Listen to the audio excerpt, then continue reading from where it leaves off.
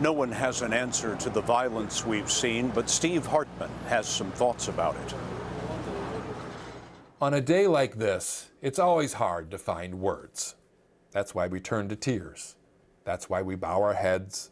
That's why we stare blankly at our TV screens whenever they fill with the kind of horror we've seen across America this week. I told him not to reach for it. I told him to get his hand out. I may be a writer, but I've got nothing for you today. Not to make it better. But I do have one word that I think could help de-escalate this crisis. Don't shoot!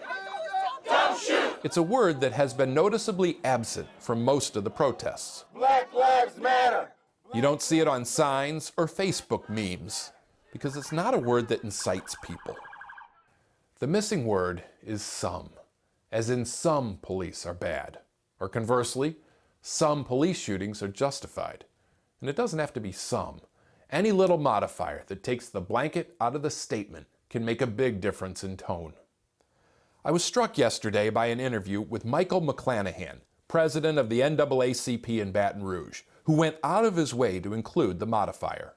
What we're going to do today is root out the 1% of bad police officers that go around becoming the judge, the jury, and the executioner of innocent people, period.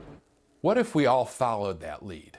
What if at the next march people shouted, "Black Lives Matter," and good cops know it?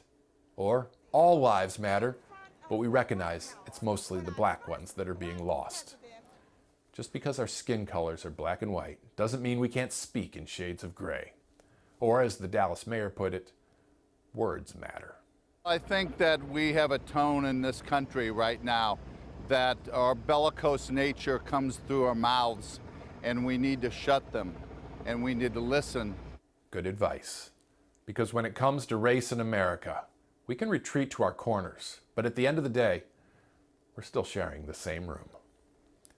Steve Hartman, CBS News, New York.